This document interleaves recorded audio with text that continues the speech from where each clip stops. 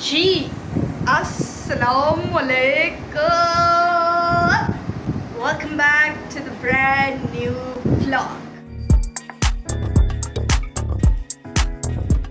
अच्छा जी, टाइम हो रहा था जी 6 बजे का। तो हमने सबसे पहले फजर की नमाज़ अदा करी, फिर हम नमाज़ अदा करने के बाद सो गए। सो एज़ पर रूटीन हमारा उठते साथ ही नाश्ता हो गया था, और नाश्ता होने के बाद हमारा दिल किया जी फ्राइज़ का। तो हमने आलू लिए, आलू को कटिंग करके वॉश करके प्यारा सा खूबसूरत बना के रख दिया। फिर उसके अंदर हमने डाला जी कॉर्नफ्लोर, मैदा शैदा जो होता है सो वो डालने के बाद मैंने और बाबा ने कर दी उसकी पकाई शुरू।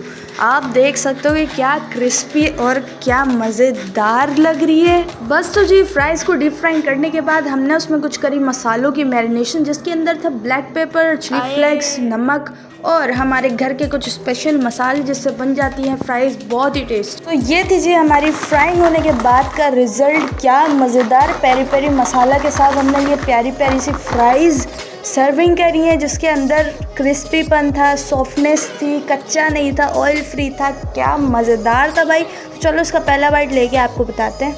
सो पहला बाइट लेने के बाद मेरा तो रिएक्शन कुछ ऐसा था भाई, ओ वाओ, लिटरली फ्राइज़ के अंदर ऑयल बिल्कुल भी नहीं था, ऑयल फ्री थी और स्टिकीनेस थी इसके अंदर, और इसके अलावा ये क्रिस्पी थी और इसका एक एक फ्लेवर इन्हेंस होता हुआ, एक एक फ्लेवर बाइट में आता हुआ मज़ा दे रहा था। ऑथेंटिक फ्राइज़ बनी थी अल्हम्दुलिल्लाह। क्रिस्पी भी है, सॉफ्टी भी है, बस एक एक फ्लेवर जो है इसमें इन्हेंस हो रहा है और इसकी लेंथ है थोड़ी।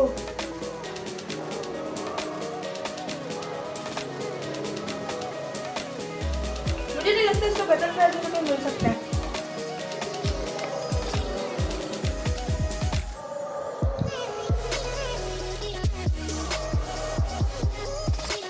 तो इसको बनाने का तरीका था जी बहुत ही ईजी। सबसे पहले हमने ले लिए थे अच्छी क्वालिटी वाले आलू, बड़े बड़े आलू, जिसके अंदर फ्राइज़ आपकी लेंथ भी उसकी बड़ी हो, सॉफ्टवेयर भी हो और क्रिस्पी भी बन सकें। तो सबसे पहले हमने उसको कट कर लिया इक्वल साइज़ के अंदर, फिर हमने उसको वॉश किया और 5 मिनट्स के लिए हमने उसको बॉईल पे लगाया। मीडियम बॉईल हो गए थे जी, उसको निकाला और फिर हमने ड्राई करने रख दिया। देन हमने उसको डाला कॉर्नफ्लोर उसके ऊपर, और फिर उसके बाद हमने उसको कर दिया डीप फ्राई फॉर 2 मिनट्स के लिए। तो इससे क्या हुआ कि हमारी फ्राइज़ जो थी वो क्रिस्पी हो गई और सॉफ्टवेयर भी रही, और उसने ऑयल को अंदर एब्जॉर्ब भी नहीं किया। सो उसके बाद हमने सर्विंग करी, ठंडा होने का वेट किया और उसके ऊपर हमने जो सीजनिंग्स डाले, जिसके अंदर था हमारी काली मिर्च, नमक और chaat masala, peri peri powder और हमारी चिली फ्लेक्स का पाउडर। सो उसके बाद हमने उसको मिक्स किया अच्छे से, एंड देन हमने सर्विंग के लिए रेडी कर दिया। और फिर आपकी बहन ने एक के बाद एक कढ़ाई खाना शुरू कर दी। अच्छा जी, बना इतना मज़े का था कि मेरे तो हाथ रुक ही नहीं रहा था। मैं ज़रूर उम्मीद करती हूँ कि आप ट्राई करेंगे तो आपको भी पसंद आएगा, सो ट्राई ज़रूर कीजिएगा। ये था जी सादा वाला फ्राइज़, क्योंकि हमारे घर में कुछ लोग ऐसे भी हैं जो मसाला फ्राइज़ नहीं खाते हैं, सो उनके लिए सादा फ्राइज़ था। अब आप इसकी कंसिस्टेंसी चेक कर सकते हो कि इसकी थिकनेस कितनी प्यारी है और इसके अंदर ऑयल भी एब्जॉर्ब नहीं हुआ है। अगर होता तो फ्राइज़ बिल्कुल गिरने वाली हो जाती, लेकिन ये बिल्कुल स्टिकी खड़ी फ्राइज़ थी। सो ये होती है जी क्वालिटी। फ्राइज़ खाने के बाद जी मुकाया काम को, जल्दी से हमने बर्तन वॉश करे, 2-4 फ्राइज़ें और खा ली। फिर हमारे हो गई थी शाम, तो हमारे लिए जानू ने बना दिया लेमनेड। लेमनेड के अंदर क्या था जी, पुदीना था, ज़ीरा था और जानू के कुछ स्पेशल मसाले थे, नींबू था।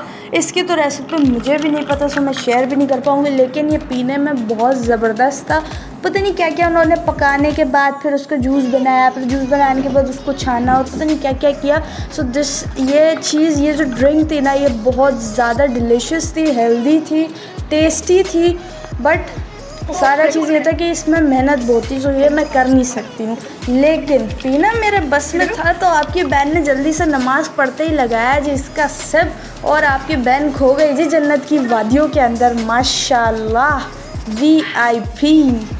आप लोग भी ज़रूर ट्राई कीजिएगा। फ्राइज़ के साथ लेमनेड बहुत अच्छा लगता है और आपके मैदे के लिए भी बहुत अच्छा है लेमनेड, और फ्राइज़ के अंदर बिल्कुल भी ऑयल नहीं एब्जॉर्ब हुआ था, तो वो भी आपको नुकसान नहीं देगा। जी, तो उम्मीद करती हूँ आपको मेरा ब्लॉग पसंद आया होगा। अगर ब्लॉग पसंद आया तो उसको लाइक करें, कमेंट करें और शेयर कीजिएगा, और इसके अलावा बेल आइकन को ज़रूर प्रेस कर लीजिएगा ताकि आने वाली लेटेस्ट अपडेट आप तक पहुँच जाए। सब्सक्राइब नहीं किया तो सब्सक्राइब भी कर लीजिएगा। जिस तरह से मुझे प्यार दे रहे हो उसी तरह प्यार देते रहिएगा। अपना बहुत सारा ख्याल रखिएगा। तब तक मैं आपसे मिलती हूँ नेक्स्ट ब्लॉग के अंदर। अल्लाह हाफ़िज़। Okay.